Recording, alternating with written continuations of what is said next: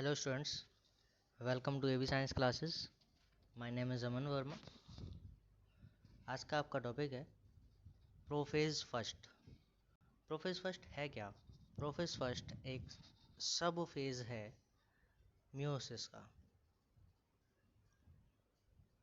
जिसमें 5 स्टेजेस आती हैं: leptotene, zygotene, pachytene, diplotene and diakinesis. पांचों स्टेप्स में अलग अलग इवेंट्स देखने को मिलते हैं, जिसके बेसिस पे हम इसको क्लासिफाई करते हैं। सबसे पहले आती है लिप्टोटीन। लिप्टोटीन में क्या देखने को मिलेगा कि कंडेंसेशन ऑफ क्रोमोसोम्स देखने को मिलता है। लिप्टोटीन में इनिशिएट हो जाता है। जाइगोटीन में बाइवेलेंट बनता है, साइनेप्टोनिमल कॉम्प्लेक्स बनता है, साइनेप्सिस होता है। पैचिटीन में क्रॉसिंग ओवर होता है। डिप्लोटीन में कियास्माटा फॉर्मेशन होता है और डिसोल्यूशन ऑफ साइनेप्टोनिमल कॉम्प्लेक्स होता है। डाइकाइनेसिस में डिसोल्यूशन ऑफ न्यूक्लियर मेम्ब्रेन देखने को मिलता है। Prophase first of meiosis first. Meiosis के जो मियोसिस है उसको दो पार्ट में डिवाइड किया जाता है, meiosis first and meiosis second. Meiosis first reductional division होता है, जिसमें क्रोमोसोम नंबर पेरेंटल सेल से हाफ हो जाता है, और मियोसिस सेकंड में सेम रहता है, इसीलिए हम उसको इक्वेशनल डिवीज़न बोलते हैं। मियोसिस फर्स्ट का प्रोफेज फर्स्ट सबसे बड़ा फेज होता है, जिसकी 5 सब डिवीज़न होते हैं।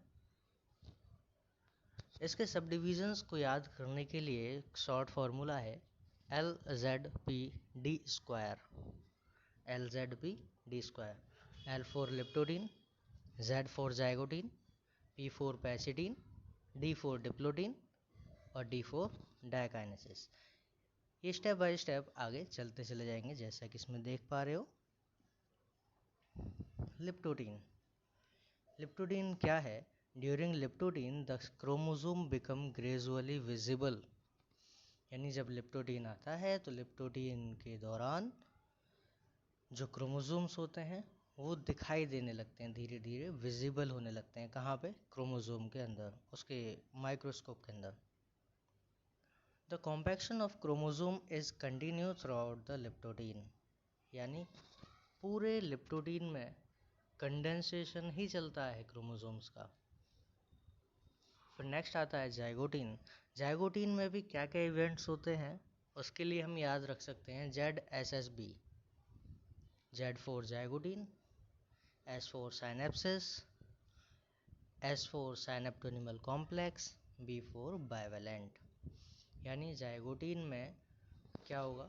जाइगोटीन जाइगोट वर्ड से आया है, जिसका मतलब होता है किसी दो का मिल जाना।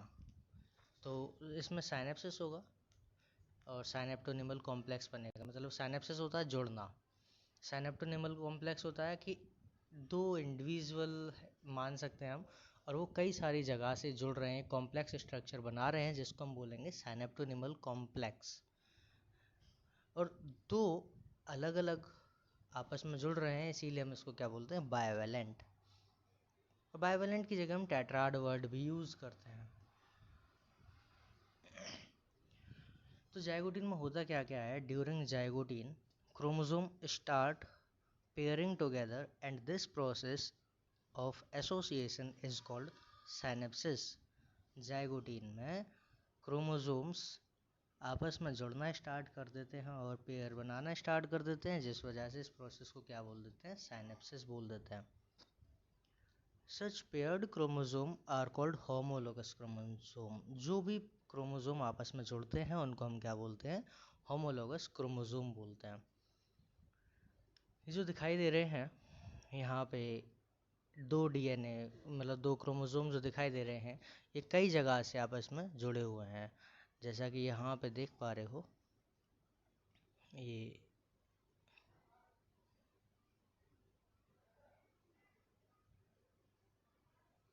जो देख पा रहे हो ये वाला, ये कई जगह से जुड़ रहा है, इसीलिए इसको क्या बोल रहे हैं? साइनेप्टोनिमल कॉम्प्लेक्स बोल रहे हैं। The complex formed by the pair of synapsed homologous chromosome is called bivalent और टेट्राड। बाइवेलेंट क्यों बोला? क्योंकि दो आपस में जुड़ रहे हैं। टेट्राड क्यों बोला? क्योंकि एक क्रोमोसोम में दो क्रोमेटिड्स होते हैं, तो दो क्रोमोसोम में चार क्रोमेटिड्स होंगे और चार क्रोमेटिड्स साथ में आएंगे तो उसको हम बोलते हैं tetrad. Relative short lived stage than pachytene, ये जो है स्टेज ये शॉर्ट लिव्ड होती है as compare to pachytene. Zygotene pachytene से छोटी होती है। नेक्स्ट है पैचिटीन। पैचिटीन में क्या क्या होता है उसको याद रखने के लिए हम पीसीओ याद रखेंगे। पीसीओ जो फ़ोन वाला होता है, पी फॉर पैचिटीन, सीओ मतलब क्रॉसिंग ओवर। क्रॉसिंग ओवर का मतलब सीधा सीधा क्या है कि दो क्रोमेटिड्स थे होमोलोगस क्रोमोसोम के, दोनों क्रोमेटिड्स आपस में अपने मटेरियल को इंटरचेंज करते हैं, एक्सचेंज करते हैं, जिसको हम बोल देते हैं क्या? Crossing over.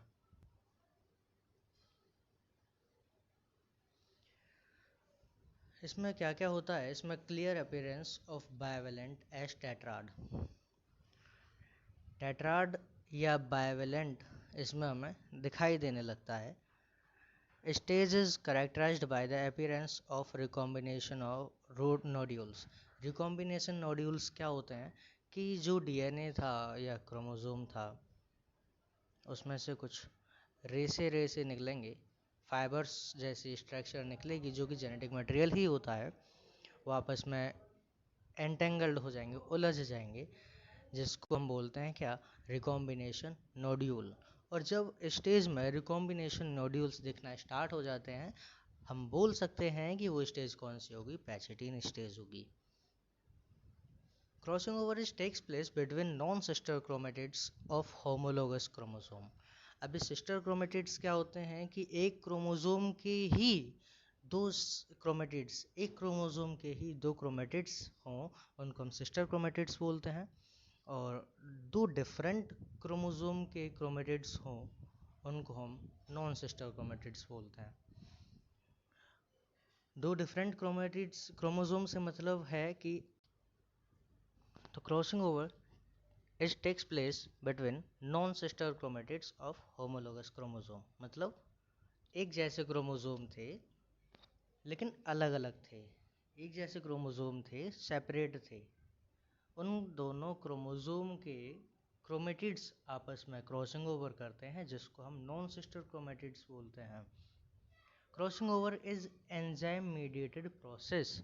क्रॉसिंग ओवर एक एंजाइम मीडिएटेड प्रोसेस होता है। उसमें कौन सा एंजाइम यूज होता है? रिकॉम्बिनेज। रिकॉम्बिनेज एज लग गया, मतलब एंजाइम का सारा नेम हम बोल सकते हैं। तो रिकॉम्बिनेज है, रिकॉम्बिनेशन मतलब कि दोबारा ही कुछ बनाएगा। क्या बनाएगा? नया ही कॉम्बिनेशन बनेगा जिसको हम बोलते हैं रिकॉम्बिनेशन। कौन सा एंजाइम कराएगा?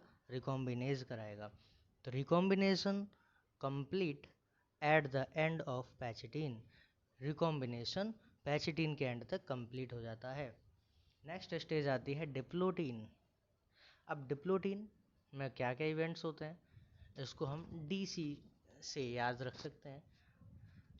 डीसी, डी फॉर डिप्लोटीन और सी फॉर क्याज़माटा फॉर्मेशन। अब क्याज़माटा फॉर्मेशन क्या होता है? ये जो एक्स शेप्ड स्ट्रक्चर दिखाई दे रही है डायग्राम में, इसी को हम क्याज़माटा फॉर्मेशन बोलते हैं। ये एक्स शेप्ड स्ट्रक्चर जब बन जाती है इसी को हम क्याज़माटा बोल देते हैं। कब बनती है? डिप्लोटीन में बनती है। डिप्लोटीन में और क्या क्या होता है? Dissolution of synaptonemal complex. जो साइनेप्टोनिमल कॉम्प्लेक्स जाइगोटीन में बना था वो डिसॉल्व कहाँ होगा? डिप्लोटीन में डिसॉल्व होगा। एक्स शेप्ड स्ट्रक्चर इसमें बनती है जिसको हम क्याज़माटा बोलते हैं या क्याज़मा बोलते हैं। एक्स शेप्ड स्ट्रक्चर बनती है इसमें जिसको हम क्याज़मा बोलते हैं। ये डायग्राम में दिखाई भी दे रहा है।